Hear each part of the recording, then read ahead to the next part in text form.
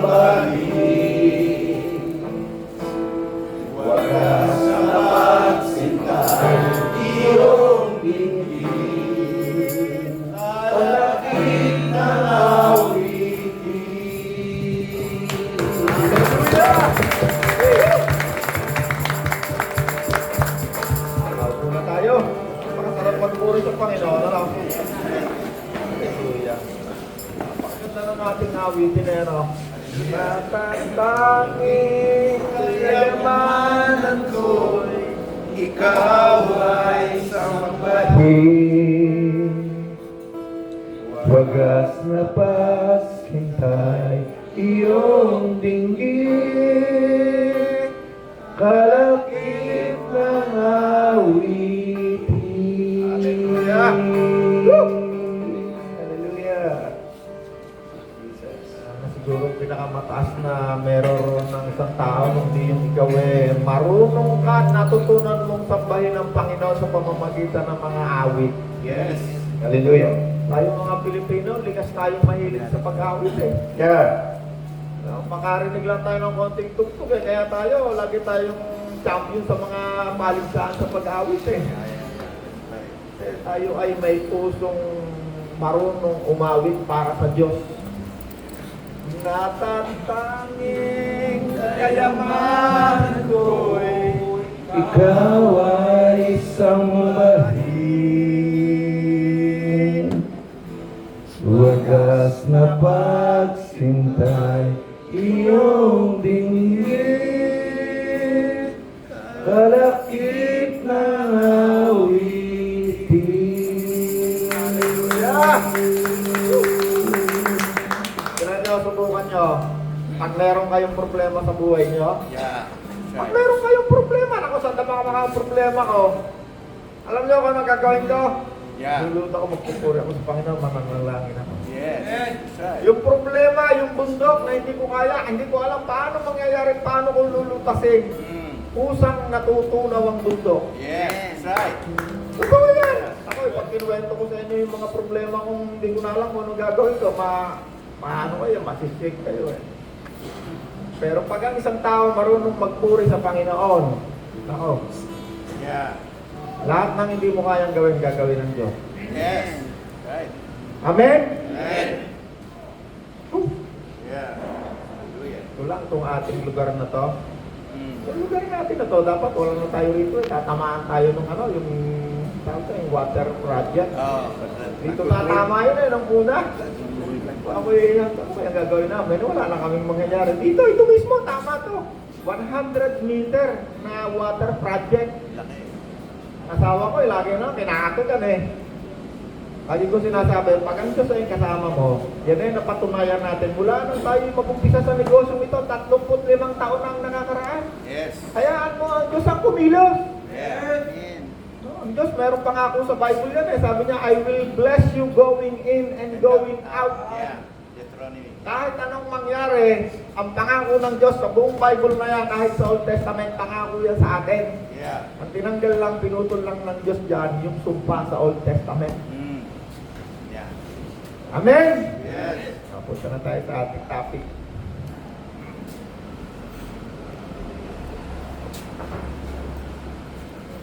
Colossus 1:27. Okay, nabanggit ko yung flood control project. Hindi tayo maapektuhan ng flood control project na yan. At kung yan man ay maapektuhan tayo, bless pa rin tayo ng Diyos. Yes. Amen! Amen. Kasi marami nangangampay. Naku, yung flood control, actually, kayo dadaan Sabi ng hapon, teka muna, may cemetery dyan. Huwag yan. Doon nilagay. Ayaw pala ng hapon na may cemetery. Doon nagpunta sa likuran. May epekto kontiro sa ating likuran. Pero ang hanap buhay natin, tuloy-tuloy. Amen? Yes. Colossus 1:27, niloob ng Diyos na ihayag sa kanila kung gaano kadakila ang kamangha-manghang hiwagang ito para sa mga hentil na walang iba kung hindi si Kristo na nasa sa inyo. Siya ang ating pag-asa na tayo ay makakabahagi sa kaluwalhatian ng Diyos. Tingnan, makakabahagi tayo sa kaluwalhatian ng Diyos. Ang tanong, no, napakaganda ng panalangin ni Pastor Robert.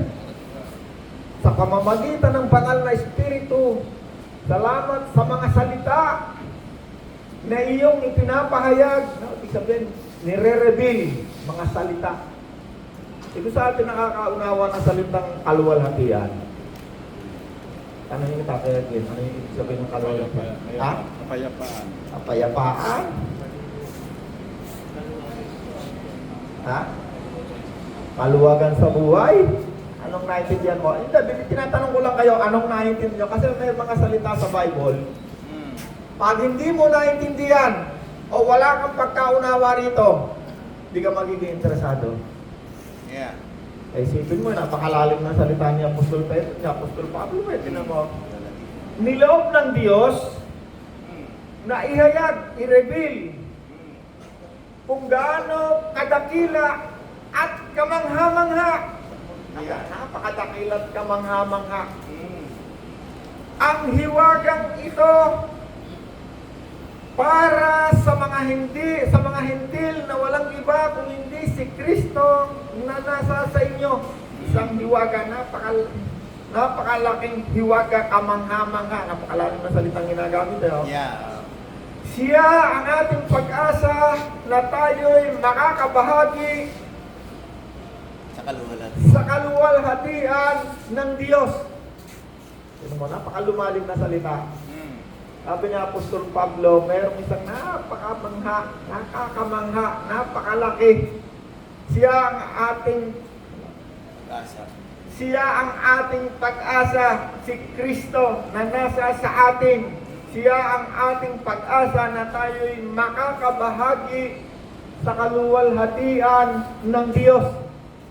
Ayan, sabi nitong si Kuya Edwin na kaluwalhatian. Ano, Edwin, ulit na. Walang mali sagot, walang mali. Tinatanong ko lang. Para lang. Pero parang pagmamahal. Ay, yung una mo sinabi. Kapayapaan. Payapaan. Kaluwagan sa buhay.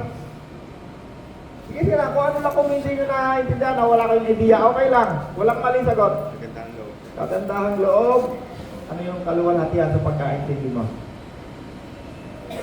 Wala pa.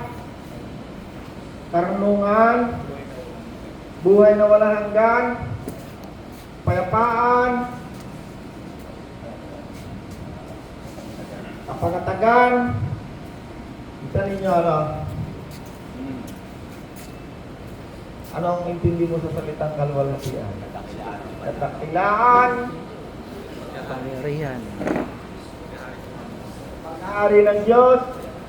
Payapaan. Oh. Iba-iba yan. Oh. Sige, gamitin natin sa pangungusap. Sige nga, tanongin naman natin Reddy. Reddy, ano pagkaintindi mo sa kaluwalhatian? Walang mali sagot pag kayo maiya. Hindi kayo walang mali. Walang mapapaya. Salitang kaluwalhatian, gamitin mo sa pangungusap. Parang ano po, isang kaluwalhatian pagkaintindi. Ginamit mo yung ano sa Bible eh. Bagay yun eh. Okay, tama yun. Gamitin mo sa pangungusap yung salitang kaluwalhatian. Ayon sa pagkaunawa mo.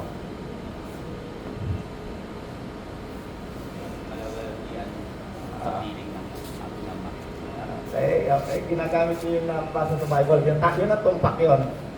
Pero merong napakalalim na dapat nating maunawaan. Kung hindi papaunawa sa atin ng Diyos, hindi tayo magiging interesado. Yeah. Sipin mo, ito'y napakalaking bagay. Actually, ito yung pinakapusod ng ating pagiging Kristiyano na tayo'y makakabahagi sa gloria. Sa English yun, sa English. Glory yun eh. Sa kaluwalhatian ng Diyos. Kasi hindi tayo lahat interesado eh. Gusto mo bang maging makabahagi sa kaluwalhatian ng Diyos? Hindi tayo interesado. Bakit? Hindi natin naunawaan yung salita. Ano ang intindi mo sa kaluwalhatian? Yung walang mali sagot. Tingnan ko lang. Kadakilaan. Pambanji, kaluwalhatian. Kadakilaan. Sige, teka muna. Bago ako yung sa niya. Okay lang. Gamitin mo nga sa salita, sa pangungusap, pambanji, yung salitang kadakilaan. Sige, gumawa ka na isang sentence na may kadakilaan. Hindi magawa Ikaw, Raymond, kaluwalhatian, gamitin mo sa pangungusap. Gamitin mo yung salita sa isang pangungusap kung kaya mong gamitin. Sa madaling salita, kaya kung kayo tinatanong, 95% sa atin, hindi natin niya naintindihan. Yeah. Kaya hindi tayo interesado, hindi nga natin magamit sa pangungusap, si Ma'am Bandi nga, hindi niya magamit. Kasi kung alam mo yan, madali lang gamitin sa pangungusap yan. O, halimbawa ay silya. Ang silya ay upuan. Halimbawa ay tinapay. Ang sarap kainin ng tinapay. O, halimbawa ko lang yung salita na naiintindihan natin, pero itong salita na to, hindi nga natin naririnig ito na ginagamit eh. Yeah. Hindi nga natin ito naririnig na sinasabi ng isang tao. Nababasa lang natin ito sa Bible. At habang nababasa na nga natin sa Bible, pero halos hindi pa natin nauunawaan. Sapagkat ang salitang ito ay sobrang lalim na kung hindi ipapaunawa sa atin ng Diyos, hindi ka magiging interesado. Isipin mo, ito yung pinakapusod kung bakit si Pablo ay nakakulong eh. Sabi nga niya sa 28, Colossus 1:28, iyan ang dahilan kung bakit ipinapangaral namin si Kristo. John 1:14, nawala pa ako doon. Sabi ni Pablo, iyan ang dahilan bakit ako'y nakakulong ngayon eh. No, doon sa huli natin pinag-aralan ng nakarang linggo, yan ang topic natin ngayon eh. Aalamin natin, ano ba yung sinasabi? Ano ba yung salitang kaluwalhatian? Bakit sinabi ni Apostol Pablo na ito'y isang hiwaga na niloob ng Diyos na ipahayag kung gaano kadakila at kamangha-mangha ang hiwagang ito na para sa mga hintil na walang iba kundi si Kristo na nasa sa inyo. Okay, anong hiwaga? Si Kristo na nasa sa atin. Siya ang pag-asa.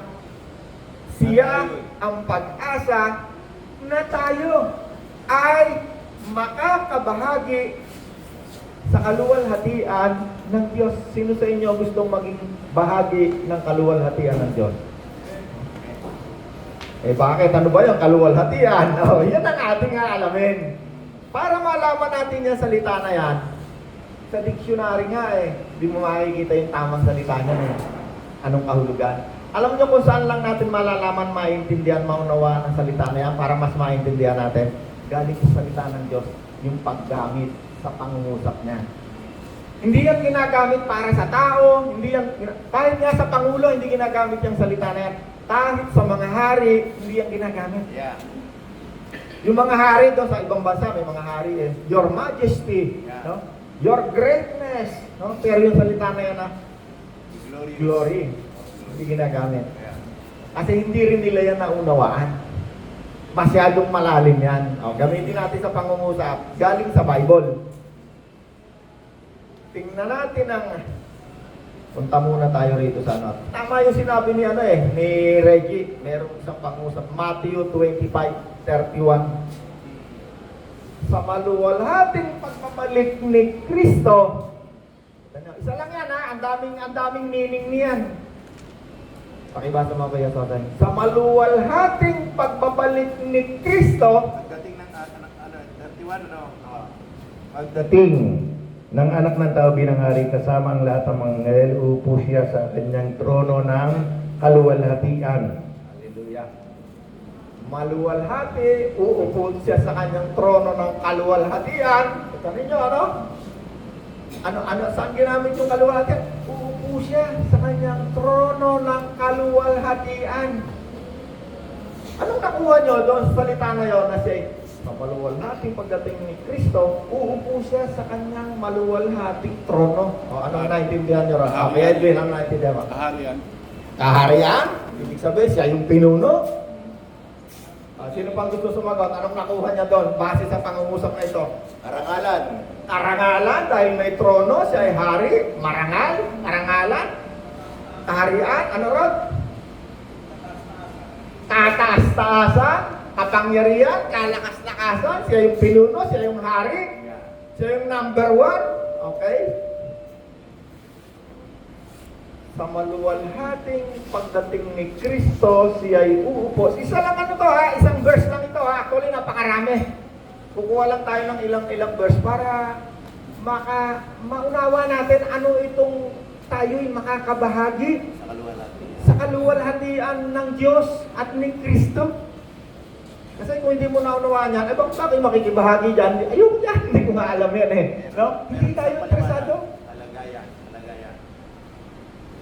Kalagayan, oh. Dito tayo sa Bible. Kasi pag sa dictionary tayo kumuha ng meaning yan, medyo malilis tayo dyan. Yeah. Mas tumpak, pag kinuha mo kung paano ginamit yung salitang yan dito sa Bible.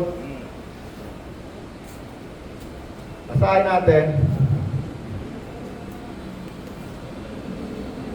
Ang John 17 verse 1. Pakibasa ko ito. 17 verse 1. Pagkasabi ni Jesus, ang mga pananalitang Ito tumingala siya sa langit at kanyang sinabi, Ama, dumating na ang oras, parangalan mo ang iyong anak upang maparangalan kanya.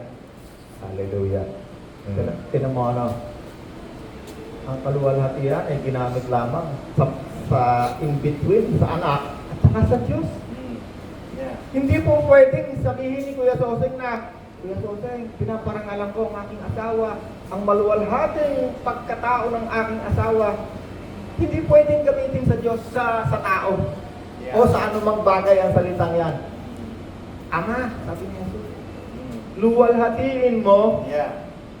Kaya, ang iyong anak upang luwalhati. upang luwalhatiin ka naman niya. O, ano naman ang naiintindihan nyo dyan sa salita na sa pangungusap na yan? Kasi ang revelation ng Panginoon, nagmumula yan sa salita ng Diyos. Pag yan ay kinuha mo yung mga meaning niyan, galing kung kanino mo narinig, kung sino nagturo sa iyo, pero hindi ka ugnay ang salita ng Diyos, hindi mo yan maunawan, mamamali ka. Ang sabi ng Panginoon, ang Panginoon at ang Diyos ang nag-uusap ha. Ama, luwalhatiin mo. Kuya Sosek, anong naunawaan mo doon sa simpleng pangungusap na yun? Anong nangyayari? Bakit salitang kaluwalhatian ay naroon? Ama, luwalhatiin mo, maaaring sabihin na, Ama, pakilala mo ko, itaas mo ako. Upang ikaw ay itaas ko o luwalhatiin kita. O purihin kita. Ibang salin parangalan eh. Parangalan mo, karangalan. So, ibig sabihin, pagpalain. Ibig sabihin yung salitang kaluwalhatian, base rito sa isang verse na ito, ito ay may kinalaman sa, ano sabi mo? Karangalan. Karangalan. Nalalim pa rin. Ang Diyos ay marangal. Sabihin natin doon sa karangalan. Andoon yung salitang karangalan. Karangalan ng Diyos. Karangalan na para lamang sa Diyos. Isipin mo, gusto ng Panginoon na tayo'y makasapiro. Yeah. May dangal ba tayo bilang isang tao? Nung wala si Kristo, lahat tayo walang dangal. Ang dangal natin, zero. Yeah. Sino sa inyo ang marangal nung wala pa si Kristo?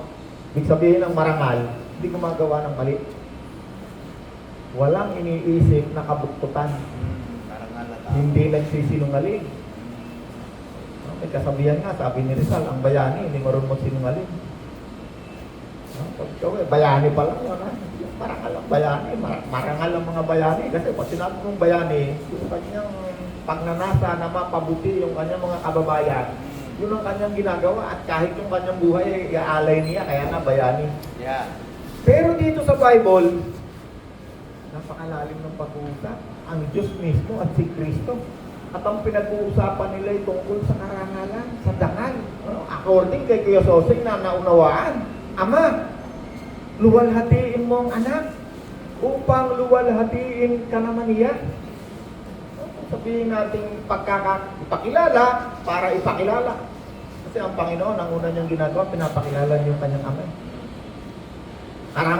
Parangalan mo ako, sabi na niya, upang ikaw naman ay parangalan ng anak sa harap ng mga taong ito. So, kung karangalan, isa doon, ayaw di bang makabahagi sa karangalan ng Diyos? Sabi na yun, parang walang dating sa atin yung salitang gloria kasi hindi natin gasinong naintindihan. Gamitin pa natin sa ibang salita. Yeah. Habakuk 2:14. Pakibasa mo, Kuya Roger. Yeah. Pero pang Habakuk ang Bible natin. Pang ano ba?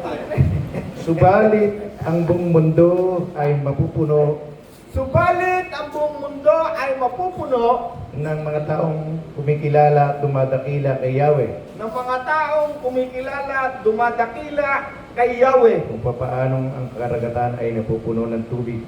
Kung Yun. paanong ang karagatan ay napupuno ng tubig. Yeah.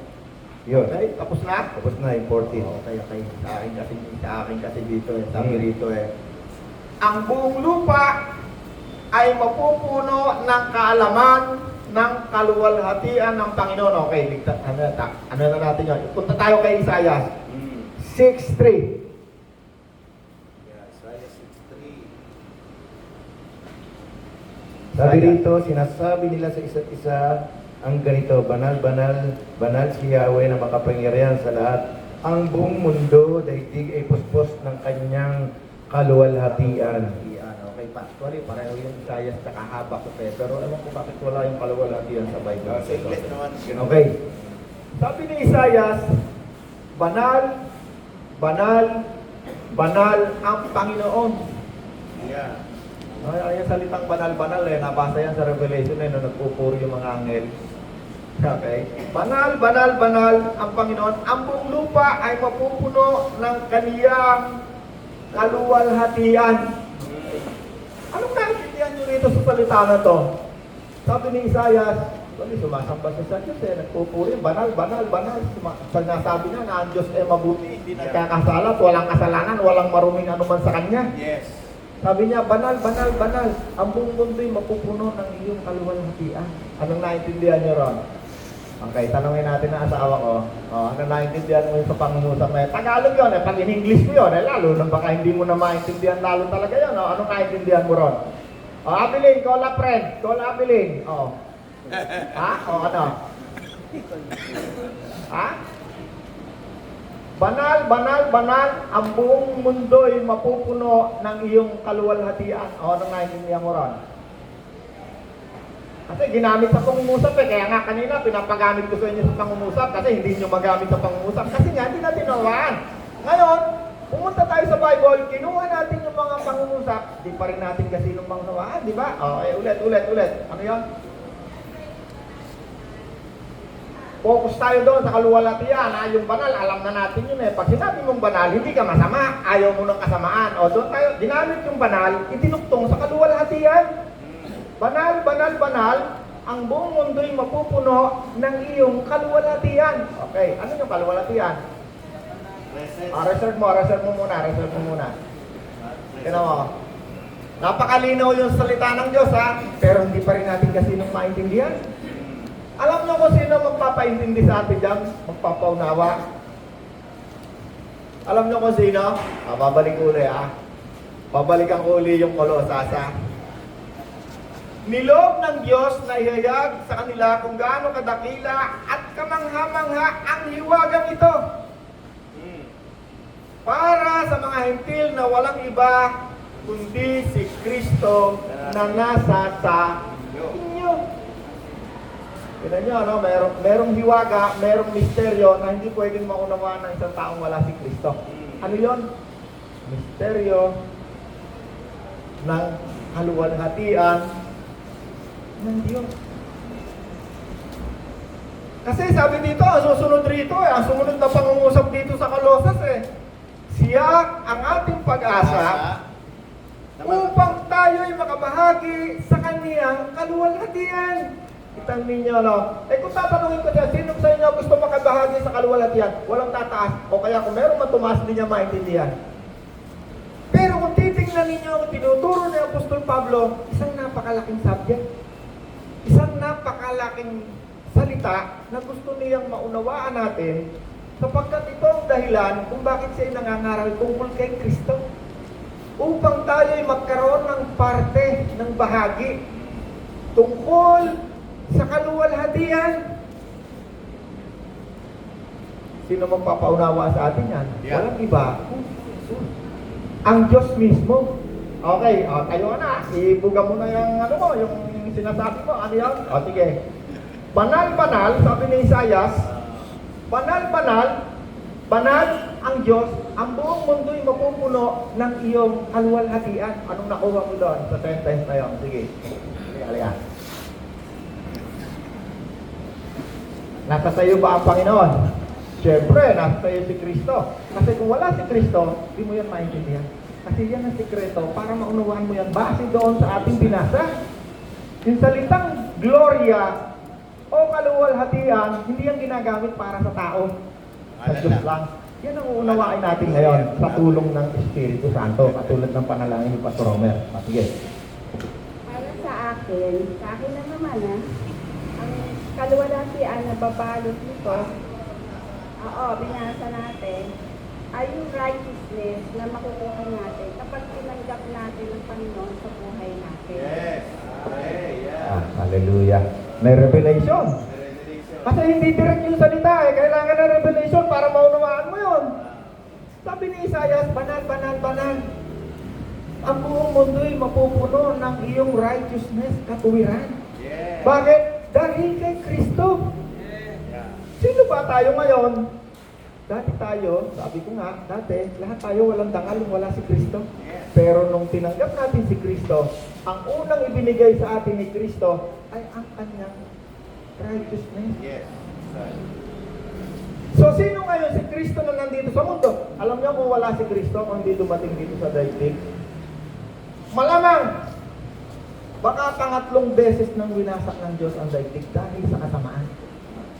Sinabi sa Bible nung unang winasak ng Diyos ang daigdig, wala na siyang makitang tao na mabuti. Ang lahat ng kanilang ginagawa at iniisip ay puro kasamaan. Sila'y makalaman. Makalaman. Lahat lang ng gusto ng kanilang laman ang kanilang ginagawa. Isang tao lang ang natagpuan ng Diyos na matuwid na hindi niya pinatay. Yung una, si Enoch. Bakit? Siya ay natagpuan na kasama niya ang Diyos. Kasama niya ang Diyos. Righteous siya kasi kasama niya ang Diyos Si Enoch. Meron pang isa. Si Elijah. Kinuha siya ng Diyos. Elijah. Wala nga si Elijah. Sabi, sapagkat siya ng Diyos. Si Enoch at saka si Elijah. Inakyat sa langit sa karwaheng apoy. Okay, dito sa salita ng Diyos, dito sa Isaiah, sinabi ni Sister Marley, ang pahayag sa kanya ng Diyos, yun ay katuwiran, no? Katuwiran na nakuha natin dahil kay Kristo. No? Bakit si Kristo? Kasi nga sabi sa Colossus, niloob ng Diyos na makilala na ng Diyos na ihayag sa kanila kung gaano kadakila at kamangamangang ang hiwagang ito para sa mga hintil na walang iba kung hindi si Kristo. Dito sa Bible ko, very specified yung para sa mga hintil kasi ang mga Hudyo, hindi si Kristo ang daan ng kaligtasan. Ang daan ng kaligtasan sa mga Hudyo ay yung pagsunod sa kautusan. Yes. Right. At hanggang sa ngayon nga sila ay nakatalikod kay Kristo. Kaya nga tayo ay nakatanggap ngayon kay Kristo. Subalit sa isang araw, haharap kay Kristo yung mga Hudyo. Kapag natapos na ang takdang bilang ng mga hintil na sasampalataya kay Kristo. Kaya sumampalataya ka na, baka ikaw na lang hinihintay para mahusto na yung bilang. Yeah. Nasa Bible yun Hindi natin pwedeng pasabalian ng Bible. Okay, gamit pa tayo ng iba pa. Roma 6:4. Yes, pakibasa mo. Sa makatuwid tayo namatay na at nalibing na kasama niya sa pamamagitan ng bautismo upang kung papaanong binuhay muli si Kristo sa pamamagitan ng dakilang kapangyarihan ng Ama, tayo rin ay magkakaroon ng panibagong buhay. Okay.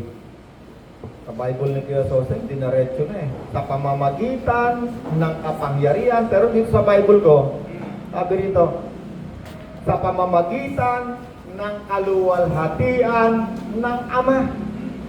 Siya ay binuhay ng Ama. Sinong binuhay? Si Kristo. Sabi ni Kuya Soseng, dinaretso na yung salita Sa pamamagitan ng kapangyarihan ng Ama, si Kristo'y muling binuhay. Ano naman ang naintindihan natin doon? Sino tatanong? Tatanungin ko naman si Abiling. Si Abiling. Ito. Sinong gusto niyong matanong ko rito? Pwede ba kayong matanong? Hindi na pala. Tinaredyo na pala ni Kuya So. Kapangyarihan. Okay. Ano yung kaluwalhatian? Kapangyarihan ng Diyos. Yeah. Kapangyarihan. Sino sa inyo gustong makabahagi sa kapangyarihan ng Diyos? Yes. Tignan nyo, unti-unti, nagkakaroon tayo ng revelation, ano? Revelation tungkol sa gloria ng Diyos. No, napakaganda ng tinuturo ni Apostol Pablo. Sabi niya, niloob ng Diyos na, na malaman natin ang hiwaga. Napakadakilang hiwaga, kamangha-mangha. Si Kristo na nasa sa inyo, siya ang ating pag-asa na tayo'y makakabahagi sa kaluwalhatian ng Diyos. Amen. O, talungin natin si Pastor Yoyong. Pastor Yoyong, gusto mo bang makabahagi ng kapangyarihan ng Diyos? Nung araw kasi yung makabahagi, naalala ko eh. Utusan ako ng nanay ko, bumahagi ka nga ng isang salok na bigas dyan. Eh, ano? Ayan. Ang intindi ko doon sa makabahagi, umutang eh. Tama. Kasi pag wala kaming makain, yung mga kapitbahay namin inuutangan. Inuutangan ng bigas, hiraman ng bigas yun eh. Oh, bumahagi kayo ka ng bigas doon. Salok. Isang salok na bigas. Kaya pag binasa natin ito, siya ang ating pag-asa, si Jesus, na tayo'y makakabahagi sa kaluwalhatian ng Diyos. Kita ninyo, nung wala si Kristo, wala tayong pag-asa na tayo makabahagi sa Diyos, sa sa kapangyarihan, sa katuwiran, sa kabanalan, karangalan, tataasta. Wala tayong paraan para tayo makabahagi sa Diyos. Sige, Pastor. Kaluwalhatian, ito pinasabing kaluwalhatian ng Diyos. No? Ito yung kaningningan o kaliwanagan, yung brightness niya, yung tumuto na malapit sa Bible. Basahin mo sa Bible, Pastor. Meron kang verse. Tama yung sinasabi niya, pero kailangan makita natin. Nandun ka sa verse niyo, no? Kaningningan, Kaningningan, kaliwanagan. kaliwanagan. Isa rin yun. Hindi. Isa yun. Isa yun. Kaningningan. Kaluwalhatian. Kaningningan. Kung physical na kaningningan, katulad nga nung pinag-usapan natin nung nakaraang linggo, nagkaroon ako ng pagitain eh. Hindi ko alam kung sino nakita ko eh. Pero nung nabasa ko yung Bible, nalaman ko si Kristo. Yes. Hindi ako nagmamalaki sa inyo. Nakita mo. Sa panaginip o sa pangitain, hindi ko nakita yung kanyang mukha kasi maliwanag, maningning. Hindi ko makita yung mukha niya, kaya hindi ko ma-describe yung kanyang mukha. Pero nakita ko yung kanyang buhok, puting-puti. Nakita ko yung kanyang mata, maliwanag na maliwanag, may lumilipas na liwanag. Nakita ko yung kanyang damit, puting-puti rin, mahaba. Ano mo nalaman na yun yung pangitay galing sa Diyos? Nabasa ko sa kasulatan. Revelation. Nabasa ko sa Revelation, nabasa ko sa ibang mga verse. Yung isa sa kaningningan na pisikal, ang Diyos, yung liwanag, maaaring isa yun. Kung pisikal yung binabanggit ni Pastor Homer. Pero merong kaningningan o kaliwanagan na hindi pisikal. Sabi sa Bible, ang mga taong umakay sa masasama patungo sa liwanag, sa matuwid na pamumuhay, sila'y magliliwanag, magniningning na parang araw. That's right. Ibig sabihin yung kaningningan o yung sinasabi kay Pastor Homer man ay kaningningan o kaliwanagan, pwedeng yun ay isang metaphor. Maaaring dito sa lahat ng ito, pare-pareho kayo kung tingnan, pero kung ikaw yung binabanggit dito sa isang nagniningning, eh ang tingin sa'yo ng Diyos, maliwanag ka, special ka. Kaya yung diamante, special. Brad, basahin ko to. Tingnan lang kayo, Sosek. Sample ko yung kaningningan ni Split na. Sample ko lang yung tinatawag na yung kaningningan ay bahagi ng gloria ng Diyos. Kaliwanagan. Yeah. Kaya yung diamante, nagniningning yan. Kahit saan mo itapon yan, kahit madilim, kahit maliwanag, nagniningning yan. Right. Doon inalintulad ang kaningningan ng Diyos. No? Nagniningning, parang araw. At ang araw na maliwanag. Habang sila naroon sa bundok to nakita nilang nagbago ang anyo ni Jesus. Nagliwanag na parang araw ang kanyang mukha at nagningning sa kaputian ang kanyang damit. Binabanggit Mo mo ng Panginoon. Hallelujah. Sa Matthew 17 yan. Nagniningning sa kaputian Kanyang damit. ang kanyang damit. No? Parang araw ng liwanag. Kita ninyo si Kristo yun nagniningning sa kaputian ang kanyang damit na parang liwanag ng araw. Eh bakit doon sa Bakit doon sa tinatawag, ang tawag ko doon awarding ceremony. Sabi doon ang mga taong umakay sa mga taong masama, patungo sa kabutihan. Sila'y magniningning na parang tala sa kalangitan. Yes. Ay, ibig sabihin doon, ikaw ay hindi pangkaraniwan. Meron kang liwanag. Ikaw ay kapansin-pansin. Hindi maaaring, hindi man sa literal na liwanag, kundi yun ay pinaliliwanag na ikaw ay espesyal. Ikaw ay merong katangian. Kung baka meron kang kulay na maliwanag, hindi ka katulad ng karamihan na ordinaryo. Amen? Yes. Hallelujah. May naunawaan tayo? O, sino gustong makabahagi sa kaluwalhatian ng Diyos? Talang kamay. Okay. Marami-rami na. Bakit? Nauunawaan natin anong ibig sabihin ng kaluwalhatian. Kasi pag sa English yan, yung kaluwalhatian, gloria eh. Yeah. Pag si Gloria makapag-alaroyo, ayaw namin na, korupsyon nga. No? Siyempre, ayaw natin yung gloria. Pero hindi natin naunawaan anong ibig sabihin ng kaluwalhatian o glory o gloria. Okay, so meron ka ba basahin? Sige. Okay? Awit 19 verse 1. Yeah, no. Ang kalangitan ay nagpapahayag ng kaluwalhatian ng Diyos. Yes. Yeah. At ipinakikilala ng kalawakan ang gawa ng kanyang mga kamay. Amen. Ano sabi rito? Ang kalangitan ay nagpapahayag Ng kaluwalhatian ng Diyos. ng kaluwalhatian ng Diyos. Anong naintindihan natin, Rod? Ikaw naman, anong naintindihan mo dyan tungkol sa kaluwalhatian, sa ginamit na pangusap? Kasi ang ginagamit natin ay mga salita ng Diyos para mas maunawaan natin yung salita tungkol sa kaluwalhatian. Rod, anong naintindihan mo? Magbigay ka ng konting ano naintindihan? Base dyan sa pangungusap na yan, nakukuha natin yung ibig sabihin ng kaluwalhatian eh. Sige. Ang kalangitan ay nagpapahayag, sabi rito, ang kalangitan ay nagpapahayag ng kaluwalhatian ng Diyos. Anong naintindihan mo dyan? Ano, Rod? Okay? Ano, Rod?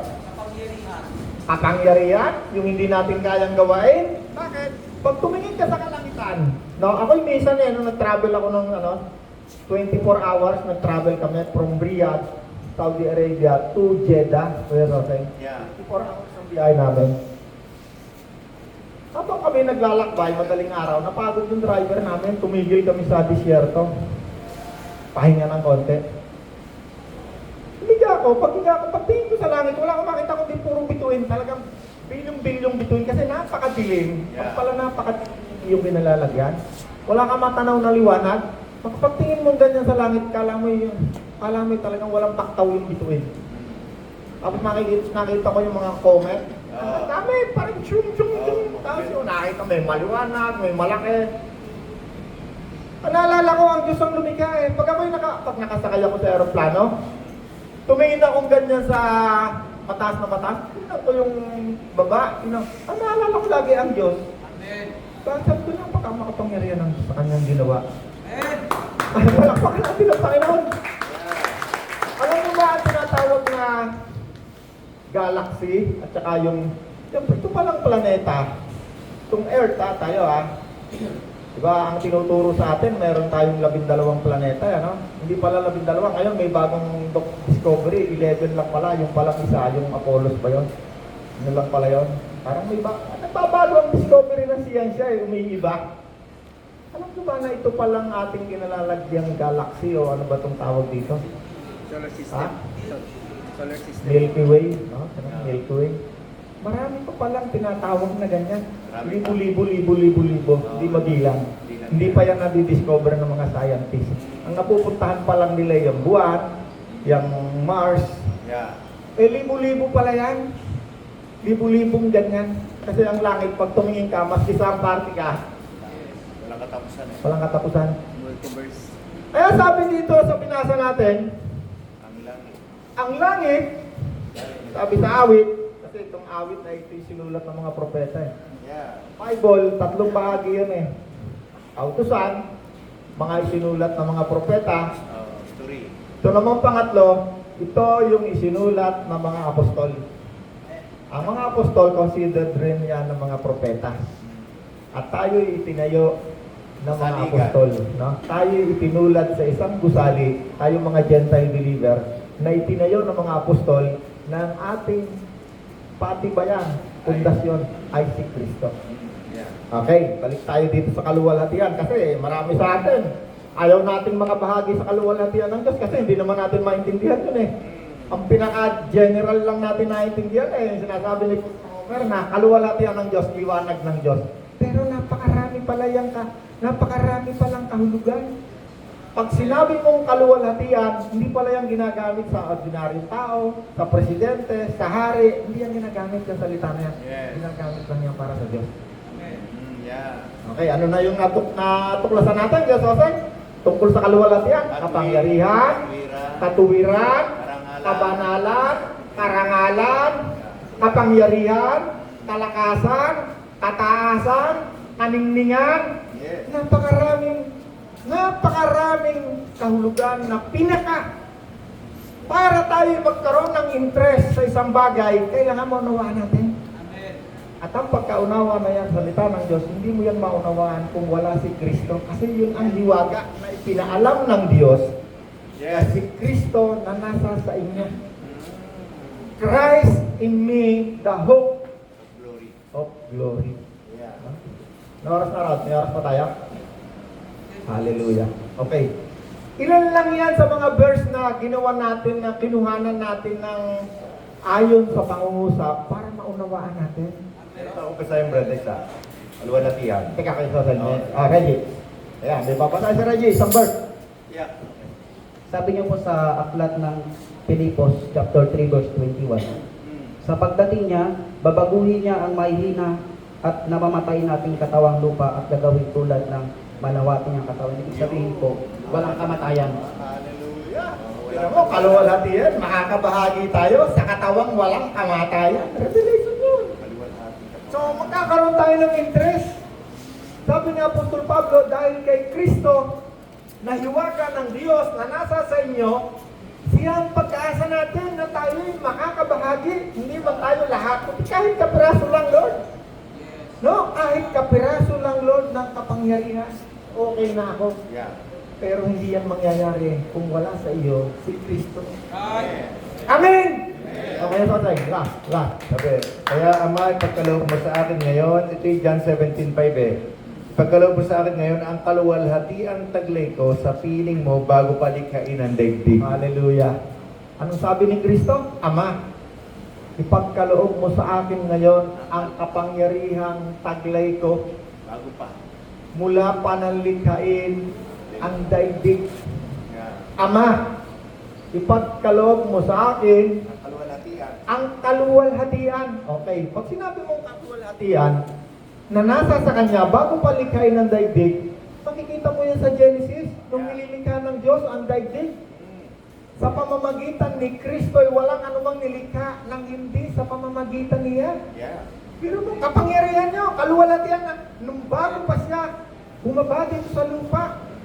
So, kung yun ang ibig sabihin ng kapangyarihan, Lord, kahit kapiraso, pwede ba makibahagi ako ng kapangyarihan mo? Pangako eh. Yun ang pangako. Na tayo'y makakabahagi sa kapangyarihan ni Kristo at ng Diyos. Yeah. O sino may gusto ng kapangyarihan galing sa Diyos kay Kristo? Amen. Okay, nagkakaroon tayo ng revelation na, ano? Nagkakaroon tayo ngayon ng desire. Bakit? Kasi nauunawaan natin. Bakit natin naunawaan?